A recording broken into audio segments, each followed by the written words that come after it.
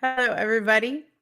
How are you doing? This is Vida, your friendly neighborhood Climax Consultant, here to help you talk about sex. Because honestly, everyone out there wants more sex. They just don't know how to talk about it. So, we are going to do that today. And if you have questions, I'm here to answer. So, feel free to put them in the comments and we will answer your questions. So, starting out, how do you talk about sex? When you go, and this isn't even with your partner, when you go to the doctor, are you awkward when you talk about sex? Do you have slang terms for things? You're like, you know, there's something going on in the downstairs area. Some people lower their voice, some people blush, some people get really awkward. And this is with a medical professional, right? You're there to ask this doctor questions about your health, and people get really awkward. So, fast forward to a different time in your life. You are with a partner, you're with a guy, you're with a girl, you've convinced them to take their clothes off in the same room as you, and you get down to the nitty-gritty, and you probably still haven't had a conversation about sex. Although, my caveat is that so many people are good, maybe sexters. Lots of people do the texty thing and they have tons of conversations about sex, but it's really just dirty talking stuff, right? And it's low hanging fruit when you're first dating. But when you get down to it and you actually have sex, how do you talk about it? Like, how many times a week do you want to have sex? And is it the same amount as your partner? It's generally not. So, anybody out there that's listening, what is the number of well, I guess, how much do you want to have sex in a week? Every day of the week? 5 times? 3 times?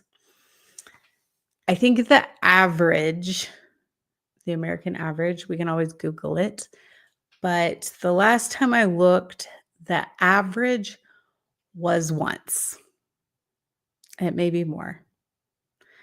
I think a lot of people shoot for 3. And then a lot of people are like, no, I want to have sex every single day, right? Every single day. Hello, Maria. How are you doing?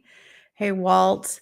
I'm excited for y'all to be here on this new show, the Climax Consultant.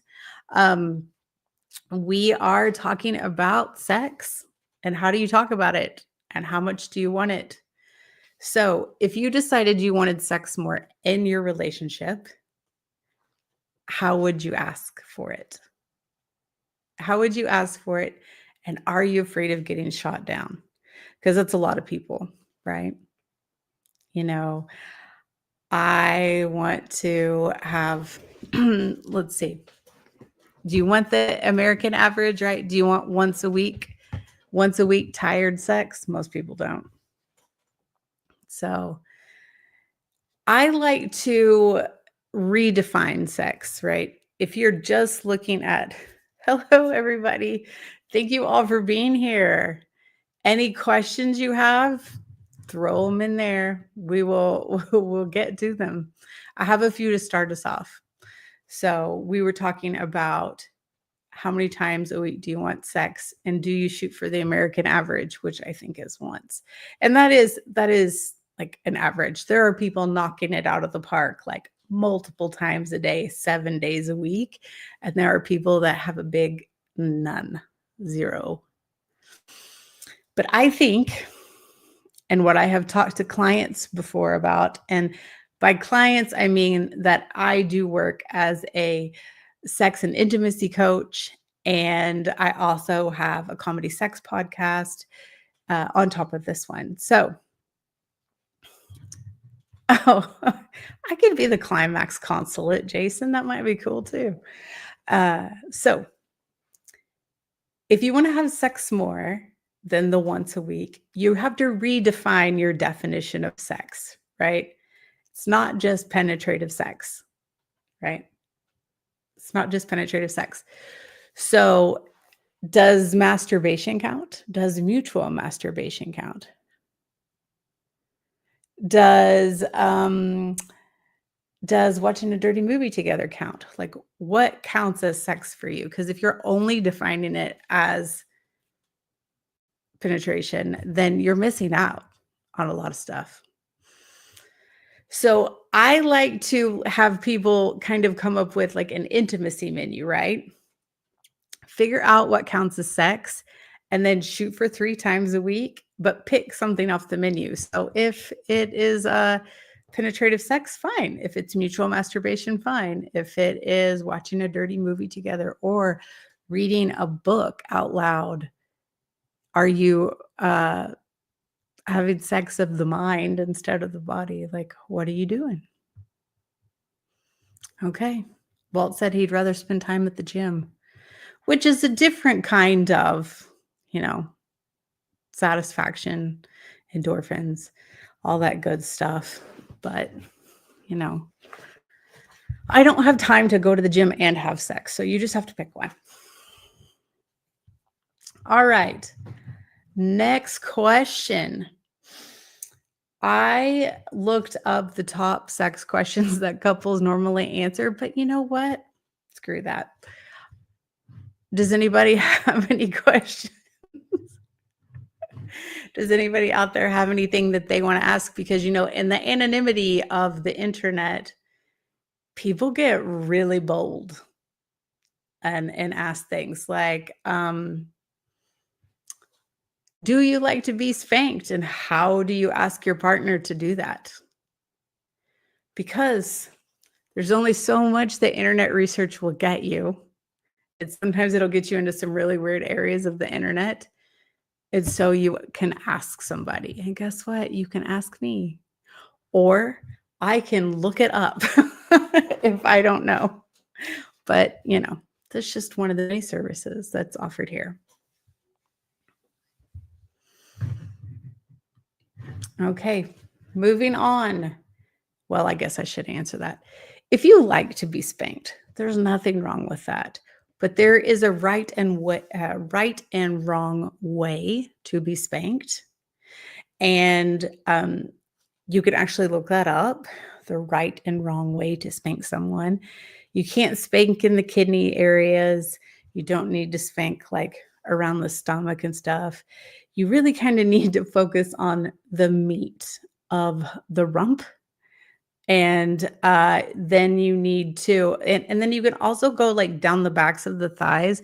But down the backs of the thighs, oh, that is the worst. That person is going to think about you quite a bit the next day because it's really tender back there. Yes. Brian says he doesn't hit that hard, which you need to hit hard enough to make it sting. Mike says, how do I ask out a coffee barista without it being awkward? That's a good question. I mean, have you been into the coffee shop multiple times? Do y'all have a rapport or are you just super random?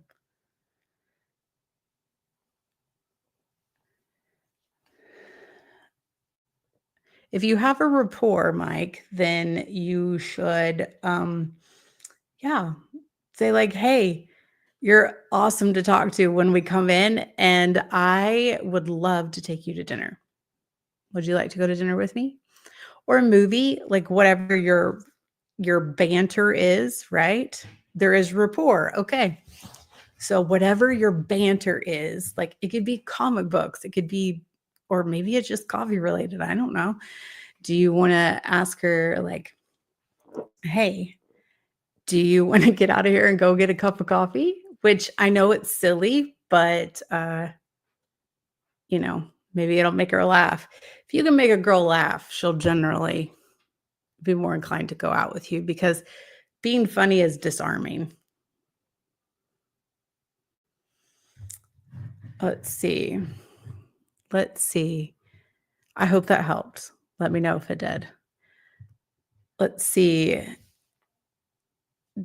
Jason says, the last girlfriend I had claimed she wanted to marry me. She was still with another guy. I doubt that would have led to a healthy marriage. 100%, Jason. I don't think that would have led to a healthy marriage either. Like, I mean, honestly, anytime people are in a relationship, I think if they're going to end it, then they need to go to therapy before they start a new one. But that's just a personal opinion on that. All right. Maria says, try new things and being open.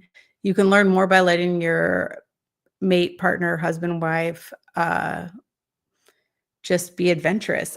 I agree. Be open-minded. So when they come to you with a question, because one, it takes a lot of guts to ask a sex question, right? Don't immediately shut them down unless it's something that's like a hard limit, right? Like hard limits are things that you're absolutely never going to try. And soft limits are things you're like, maybe. Let's think about this some more. Let's talk about it some more. So if they come to you with a hard limit, you can just be like, babe, I'm sorry, that's a hard limit, but maybe there's something else we can explore together that might satisfy some of that, right? A lot of people, hard limits are threesomes. A lot of people, hard limits are scat play. So you just have to know what your hard limits are. And sometimes you don't know what they are until it is presented to you, right? Until your partner comes and asks you a question, you're like, oh, dang, no, I'm not into that, right? But you have to have rapport with your partner too, to be able to say, yes, I am 100% down. Go get that slip and slide in the baby oil and I'll be there. Or no, I'm not into that. If the barista says no, do you ever return to that coffee house? Aw, Mike. Yeah, I mean, I would, but it depends on how you leave it, right? What happens is people ask someone out and it's kind of awkward. And then they say no, and they're like, well, I have to find another coffee house. If you want to find another coffee house, you can.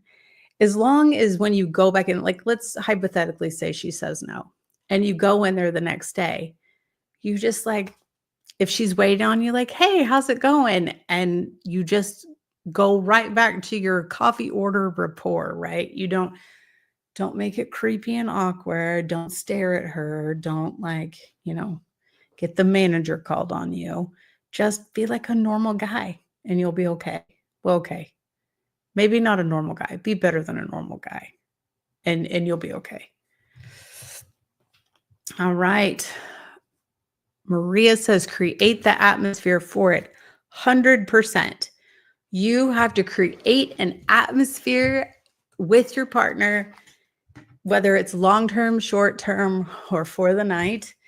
You need to create an atmosphere where it is okay to ask questions. Because in all walks of life, I can't speak for other countries of the world, but it seems like a lot of times in the United States, we don't like people to ask questions. We want people to just either read our mind or just go with the flow, right? But people that ask questions are generally seen as problematic. But in your bedroom, you should be able to ask questions like, hey, why do you have a mask and that rope? If you haven't talked about role play, maybe don't bring that out yet. But, I am not a doctor. I'm not a professional therapist or any of that. I am an educator and I have been for a very long time. And I work also as a sex and intimacy coach and I work as a neurodivergent coach. So I'm really good at coaching people through social situations. And that's really what sex is. It's a social situation. Okay. How would you feel about trying new things in the bedroom? Is that the question you start with to create the atmosphere? If you want to come up with something new,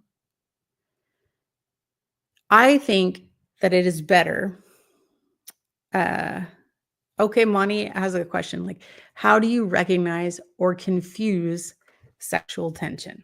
All right. So this is a good one. You can just ask. And yes, that's not sexy. Okay. But I feel like more people would end up in HR less if they would just ask questions, right? And there are lots of people that are like, no, you can't ask that. Like, hey, are you hitting on me? If they say no, at least they're not, right? Or maybe they're, hey, are you flirting with me? Whatever. But just ask. I uh, I had got into lots of situations as a young woman where I just assumed that there was something going on, and that wasn't what was going on. It didn't have to be a sexual thing. It's just we make assumptions, and that's where everything gets off the rails. Books and movies would be over in either the first chapter or the first 5 minutes if people asked a question. Ask a question, clarify the situation, and wacky shenanigans will not ensue that lead to a 2.5 hour movie. That's just the truth. So if you feel like there is sexual tension with someone and you feel like you felt that way a couple times, you can just ask. I mean, I'm pretty direct about things. Like, hey, are you hitting on me? And then they're like, oh, no, I wasn't hitting. Like, okay, thanks for clearing that up. And then I just go on about it, right? So I think that's easier. Jason says, all I know is if I go in a woman's bedroom and her vibrator has a kickstart, I'm running like the Flash out the front door. Well, you could see it like that. That's one method you could do. Or you could say like, show me how you use this thing.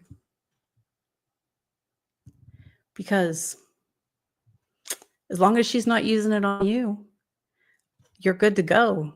Maybe that thing gets her in the mood and then you can finish the job.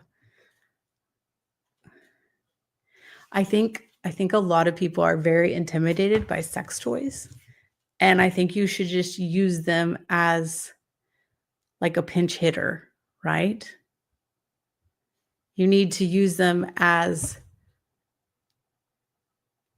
like, I don't know, what do you call it? I mean, it's a performance enhancing thing, right? It's a performance enhancing thing.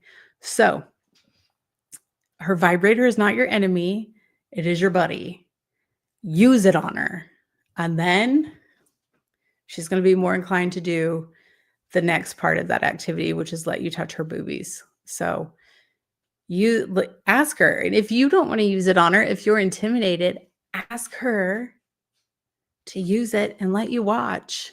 And then you'll know what she likes. Takes all the guesswork out of it. Okay.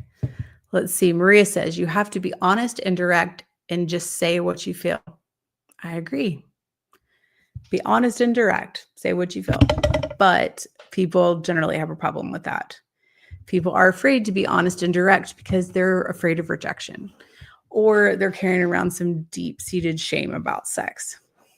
But again, life would be easier if people would just say what they want or ask for what they want or be open to a discussion about, okay, this is what I want and you're not into it, but what about this? What about that? Because the end goal is for everyone to get off, right? So if that's your end goal, just keep that in mind. I'm glad. I'm glad y'all think I'm dropping some knowledge on you. This is the first show. This is the inaugural show, right, for the Climax Consultant. So it's a little helter-skelter. I was going to have all these fabulous questions to go off of, but I prefer the audience interaction. So Maria says, gain trust is very important in any type of relationship. Okay. One, Maria, I agree with you. You have to gain the trust. You have to lay the groundwork. You have to do the non-sexual things to build the trust before you even get to the sexual level. And building trust is generally do what you say you're going to do, right? And make her feel safe. Make him feel safe. You should feel safe when you have sex. All right, Monty says, how many asks before you give up? If we're still talking about the coffee gal, then, I mean, one, and then you have to give it some time. It's like going for a job interview, right? You can go for the job interview, and then you can, if you haven't heard from them in like 3 days, you can give a follow-up call and say, hey, I was just checking to see if y'all had filled this position. And I would really look forward to working for your company. Sometimes they'll be like, yes, you've got the job. And sometimes like, oh, we're still deciding. So if you waited 3 days for the first call, and remember, we're talking about a job interview here. This is a metaphor. Then wait a week before you call again. And I don't mean call her, people, like don't get super literal on me. I mean, you need to give it some time before you try to ask again. And then if they say no that time, then you wait a little bit longer. Sex, job interviews, dating, work, it's all just human behavior and negotiation. So, yeah, I would ask and see how it lands. If we're talking about intimacy or the barista, whatever, ask and see how it lands and see what their response is. If it is a negative, wait a little while and then bring it back up. But don't bring it up like in a real douchey way. Like, yeah, I asked for this last time and you weren't into it, so I'm going to ask again. Like, because that's going to be an automatic no.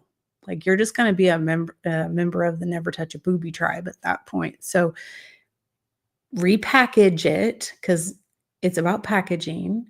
And then you're going to say like, hey, I would really love for you to dress up for me. And I know you weren't comfortable with it last time, but maybe are you into maybe you picking out an outfit and wearing for me? Like, there's an aspect of control somewhere in there that they need to feel safe. And if it's a hard limit, respect the hard limit and move on. All right. Tony Atlas likes getting kicked in the face by women. What would be the point in that? I mean, some people really get off on that. There's people that pay good money for women to do that to them. So, I mean, I'm not here to yuck anyone's yum. And just let them do their thing. All right. Maria says, as many as you feel the need, and then just let it happen. Yeah. I mean, I do think though, like, ask as many times as you feel the need, but you're going to have to respect their no. If they say no, respect their no. People get in bad situations because they don't respect their partner's no. Like, and this can be about anything. Like, do you want to try Mexican food? No, I don't. So it can be that. It can be in the bedroom. It can be whatever. Respect the no. Okay. So what is the sexiest thing your partner could do for you? I feel like that is also a good place to start. What is the sexiest thing that your partner can do for you? Because if there's something that's super sexy that they do that you already like and they already like, you can build off that, right? Packaging is about finding something that starts a conversation and then build off of that. So if she is the best sword swallower you've ever dated, and that is something that she really likes to do, and you also enjoy the benefits of it, be like, hey, when you do that for me, like, I would really like to watch you in the mirror. I would really like to do this. Like, whatever it is, start with something that already happens well and then build off of that one. All right. Man, I like it, y'all commenting on it.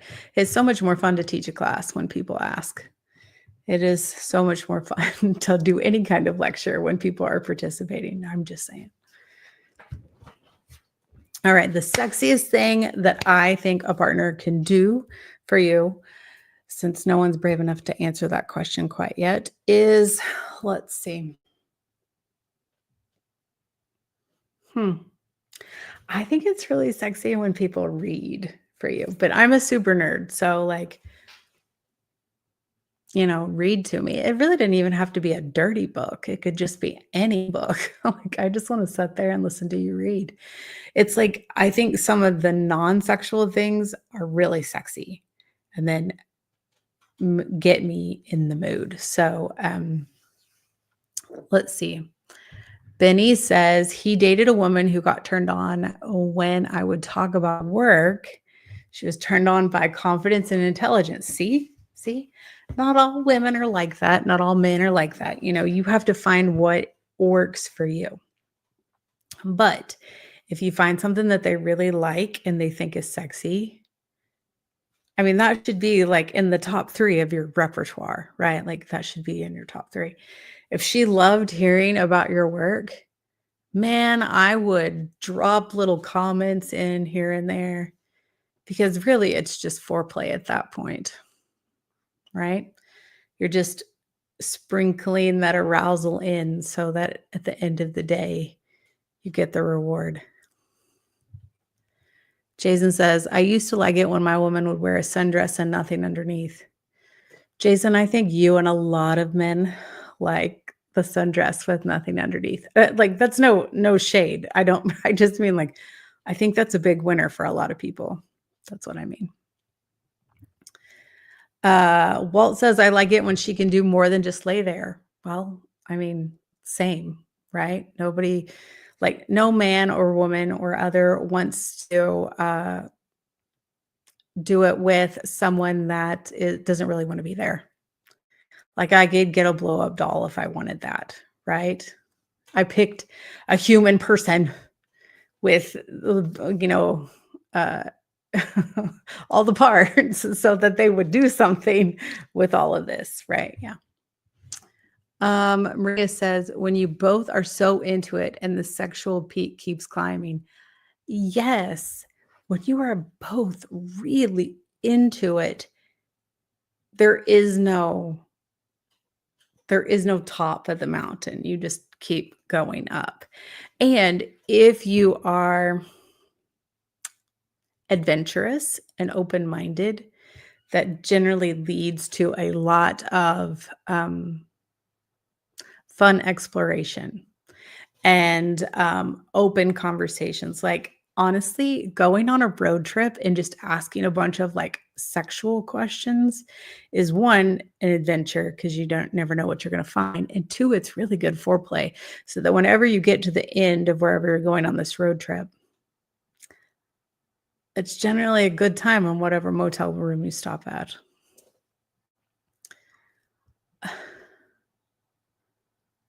Walt, if you're still doing all the work, like I want to make a joke, I want to say something, but then I also don't want to offend you. Yeah. I mean, no, I won't say it. Okay. Just if you are just like, don't be with someone if you're just doing all the work, right? Because if you're just doing all the work, you might as well just be masturbating. If you're with somebody and you want them to actively participate, tell them, use a different position. There are lots of us gals out there that like to be a pretty princess and just lay there and take it. But she could make noise. She could bend her legs. She could do stuff. So, there's some things you could roll over and put her on top. Like, try something different.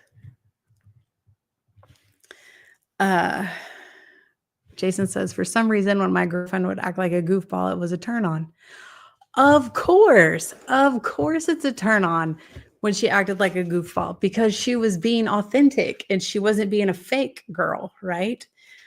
Authentic people are the best because if I wanted a fake person, I would go to some place where a lot of wealthy people were. There's nothing against wealthy people. I just mean there are a lot of fake people in those places, okay? Because people are performing and they're doing a certain thing. Goofy girls are a turn on because they just do whatever. Like, I'm going to make your life an adventure. There may be times where you wish it wasn't such an adventure, but I'm going to make an adventure because I'm goofy and I do stuff. Right. So I like that. Okay. Walt dates a lot of heavyset women, and like heavy girls can get down too. Okay, Walt, you said one chick was so big you could hear your bed frame crack. I mean, you're at least half of the weight, dude. So, like, it's not all her. And try the couch. You know,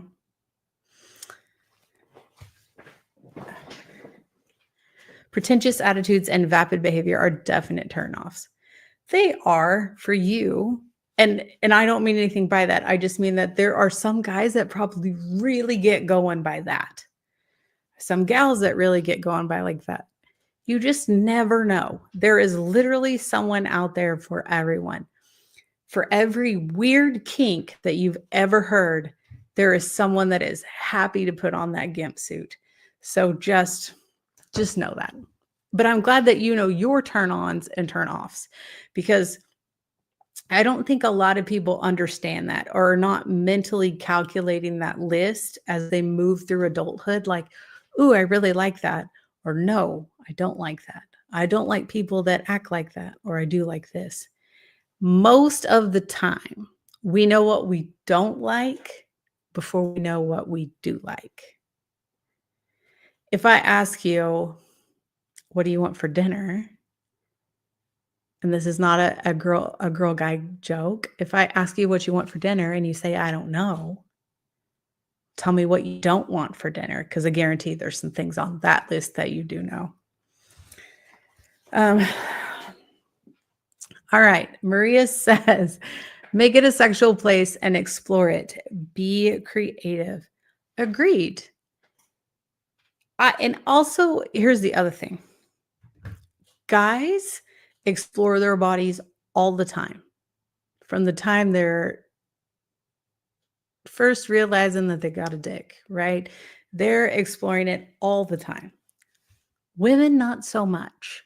Now, women do think about sex just as much as men. It's just in a much different way.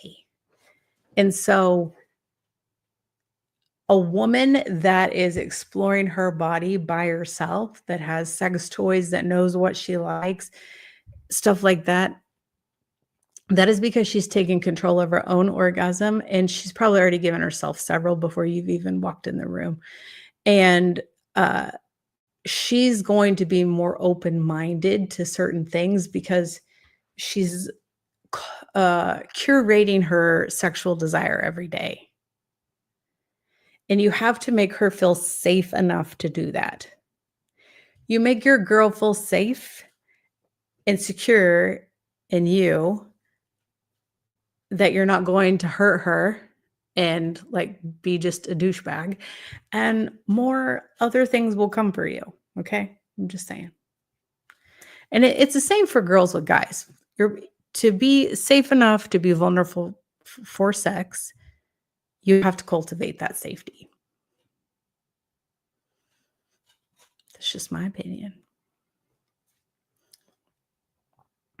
So, another thing that people start exploring is kink in power dynamics. So, is any of my people in the chat exploring a power dynamic in the bedroom? You know, who is in charge, who's not in charge, all that stuff, because that can also add a layer of adventure to your sex life. Lots of people are, I think, exploring it more. And if you have ever wondered, look on TikTok and look at the Book Talk girls. There is a multi-billion-dollar industry with romance novels, and there has been since I can remember it. Back in the 80s, when women in the supermarket were reading those tawdry romance novels. If you want to know what a woman wants, read a fucking book. There's literally tons of them out there. Ask your girl, what kind of books do you like to read? And then ask her to give you one and then read it. Or, this is my favorite, ask her to earmark the page of something she would like to recreate. Because there's probably some really dirty scene in a book that turns her on that she would like to do. It's a way to start a conversation because it's not her saying that she wants to do it. It's in this book, right?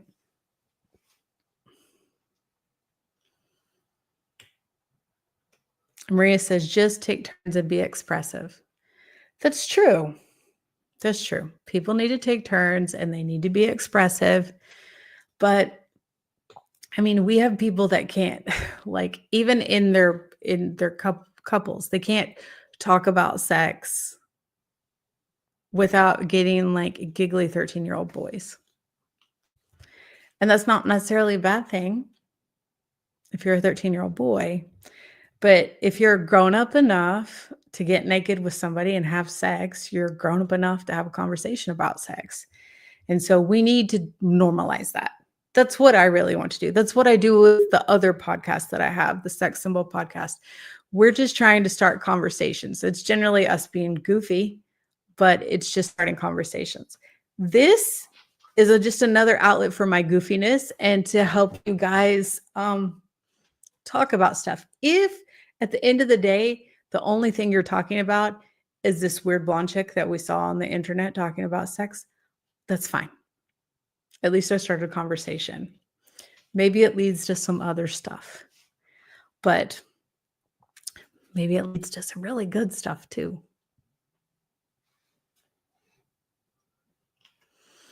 All right, last question.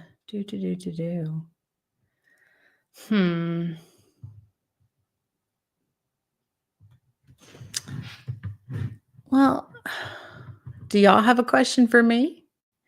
I've been just talking nonstop. Some of you have been chiming in, and I appreciate that more than you know.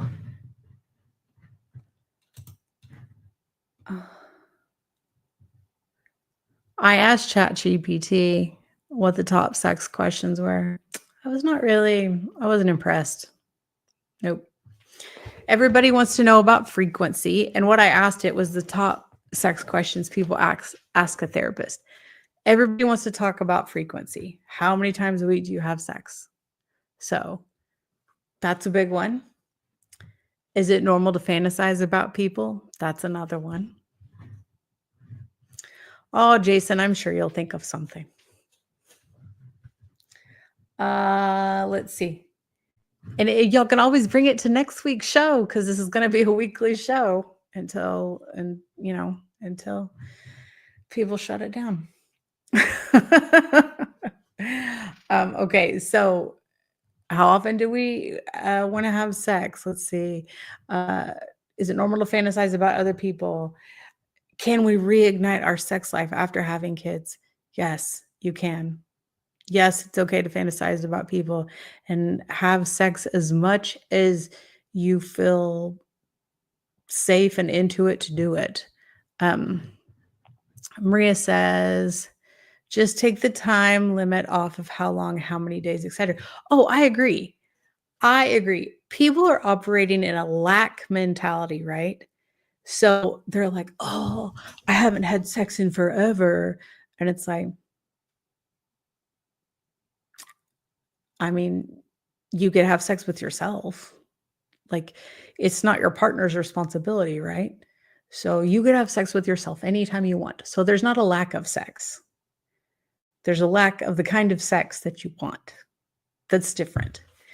And you can just Sometimes life gets in the way. We get really, really bogged down by adult things like life, bills, whatever, and people don't feel sexy. So go do something that's fun. Do something fun together. And sex blooms out of fun. People forget how to have fun and play. And sex is the way that adults play. So go do something fun, and it may lead to more romantic things. All right.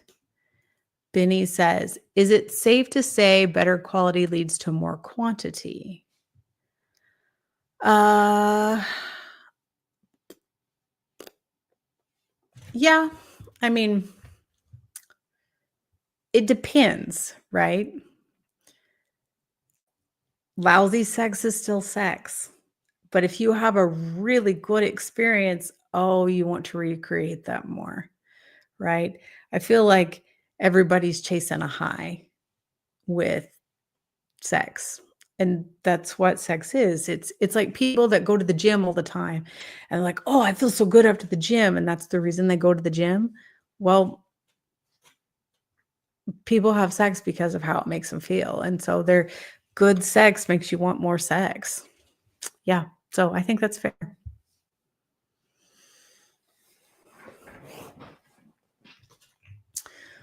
Okay. Let's see.